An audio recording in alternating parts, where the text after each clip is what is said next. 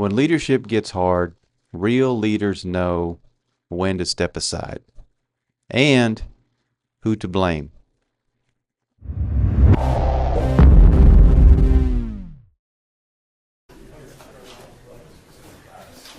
There he is.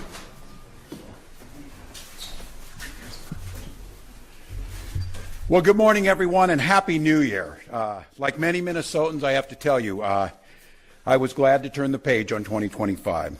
It was an extraordinarily difficult year for our state, and it ended on a particularly sour note. For the last several years, an organized group of criminals have sought to take advantage of this state's generosity. And even as we make progress in the fight against the fraudsters, we now see an organized group of political actors seeking to take advantage of a crisis. I don't want to mince words here. Donald Trump and his allies in Washington and in St. Paul and online want to make our state a colder, meaner place. They want to poison our people against each other by attacking our neighbors. And ultimately, they want to take away much of what makes Minnesota the best place in the country to raise a family.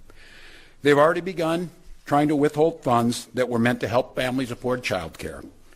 And they have no intention of stopping there. Make no mistake. We should be concerned about fraud in our state government. We cannot effectively deliver programs and services if we can't earn the public's trust. That's why over the past few years, we've made systemic changes in the way we do business. We've gone to the legislature time and time again to get more tools to combat fraud. We've hired people we fired people who weren't doing their jobs. We've seen people go to jail He had it right the for first stealing time. from our state. We've cut off whole streams of funding in partnership with the federal government, where we saw widespread criminal activity. We've put new locks on the doors of our remaining programs, and we've hired a new head of program integrity to make sure that those locks can't be broken.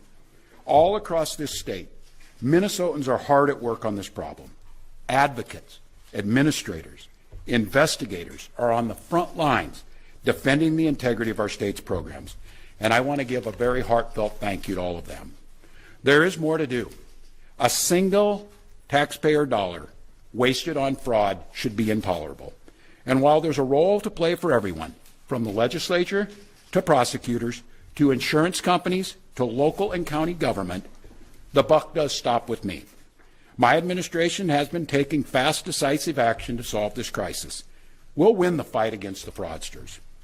But the political gamesmanship we're seeing from Republicans is only making that fight harder. We've got Republicans here in the state legislature playing hide and seek with potential whistleblowers.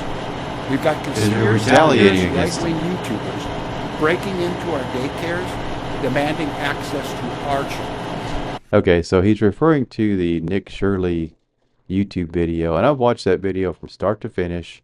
He didn't break into any daycares. He knocked on doors. People either opened the door and let him in, or they didn't. They were not forcing their way in or breaking into any facilities. So that's an outright lie.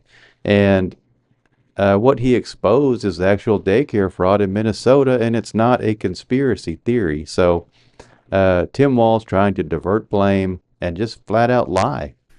We've got the President of the United States demonizing our Somali neighbors and wrongfully confiscating funds that Because it's Minnesotans rely on. disappearing. It's disgusting, and it's And dangerous. they're the ones taking it. Republicans are playing politics with the future of this state. It's shameful. And I've said it before, and I will That's what's continue to say shameful? it. We welcome ideas from anyone, in any party, from any walk of life, who He wants doesn't. to help us continue to stay ahead of these criminals. And we welcome the involvement of the federal government. I am grateful to the career I don't think they professionals do. at the U.S. Attorney's Office and the FBI who have been helping us fight this fight for years. But I cannot abide the actions of the political leadership in Washington. These opportunists are willing to hurt our people to score cheap points.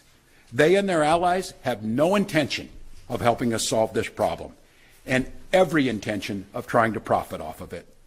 Which brings me to this. 2026 is an election year. Election years have a way of ramping up the politics at a time when we simply can't afford more of that in Minnesota.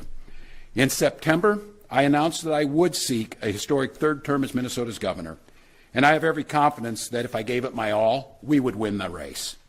But as I reflect Sadly, on he's this probably moment with right. my family and my team over the holidays, I came to the conclusion that I can't give a political campaign my all.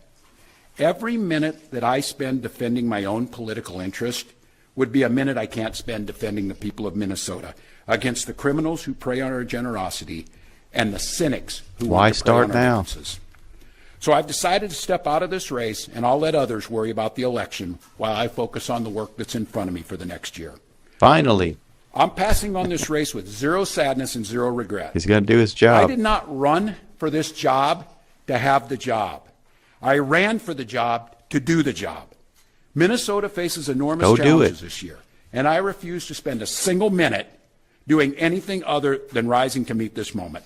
Minnesota has always come first and always will. That's what I believe servant leadership demands of me. As an optimist, I'll hold out some hope first, right that my after friends on Somalia. the other side of the aisle will consider what servant leadership demands of them in the moment. We can work together to combat against the criminals. We can work together to rebuild the public's trust and make our state stronger. But make no mistake about it, if Republicans continue down the path of abusing power, smearing entire communities, and running their own fraudulent game at the expense of Minnesotans, I will fight back with everything Isn't that what I the have. Democrats are actually doing? I am absolutely confident a Democratic and a DFLer will hold this seat come November. I'm confident that I'll find ways to contribute to the state that I love long after next January. But there'll be time to worry about all that later. Today, I'm proud of the work we've done to make Minnesota America's best place to live and raise kids. You shouldn't be. From our new paid leave policy to our child tax credit to our school lunch programs feeding every single child. In Somalia. And I'm doubly proud of the incredible team we put together to make this vision a reality. I want to take a moment to thank every member of my staff, to every single state employee who has been part of this fight. Now more than ever, I need you on the job. I need you to help work together to tackle the important work in front of us. And most of all, I want Minnesotans to know how grateful I am for the opportunity to serve this state, for the privilege that I have been given to serve in this office. I'm on the job. I'm focused on making sure that we stay America's best place to live and raise kids. About time. No one will take that away from us. I'm proud of the way we treat our neighbors. I'm proud of the way that we welcome people to this state. I'm proud of the way that we innovate. And I'm proud of the way that we are optimists for the future. No one's taking this away from us. Not the fraudsters. Certainly not this president. They're just taking our money. Not on my watch. Tomorrow, I'll be back with you. I'll give you an update on America's best paid family medical leave program that is now a week into it. And at that time, I'll take all your questions. Thank you all. So transparent, Tim Walz, ready to take questions and answer the hard-hitting questions from anybody who wants to ask. You said you were going to take questions. Why didn't you? Thank you all. We'll be back tomorrow. He may not have a prepared answer for something too difficult, but yeah, sadly, you know, if he would have stayed in the race, there's a chance he might have won, and they may elect someone who worked under him all these years. I hope they don't, but you know, that's the way a lot of times it goes in these blue states. You have a concentrated area like the Twin Cities there, extremely liberal, and they just keep electing these same Democrats over and over and over, decade after decade. And the rest of the state suffers under their crazy policies. So he's just a hardworking governor that has to deal with conspiracy theories and hateful rhetoric from people like Donald Trump and the Republicans there in Minnesota. And he's just in there every day working hard for Minnesota. And the $9 billion that disappeared under his watch, possibly more, he didn't even address that. You know, that's just some fraudsters taking advantage of the system. The fraud in Minnesota runs very deep. $9 billion is an enormous amount of money. And it's hard for the average person to imagine that just a group of Somalians, you know, 50 or 60 Somalians, were completely responsible for all this money disappearing. This was a huge racket involving probably a lot of people. And I have a feeling a lot of politicians knew what was going on and may have had a hand in some of this. And also the Somali community, they always talk about only a few were involved. I have a feeling a lot more were involved than we know right now, and a lot of them probably knew exactly what was going on and benefited in ways that we don't understand yet. So I'm not ready to give a free pass to the entire Somali community there in Minnesota like some people are, but we'll find out. We'll find out more as we go, but they won't have Tim Walz to kick around anymore. So that's the lesson in leadership. It's not about sticking around when things get hard. It's knowing about when's the right time to leave and making sure someone else gets all the blame. In this case, President Trump. So let me know what you guys think about Governor, soon to be former Governor Tim Walz of Minnesota, and leave your thoughts down in the comments, and I'll see you on the next video.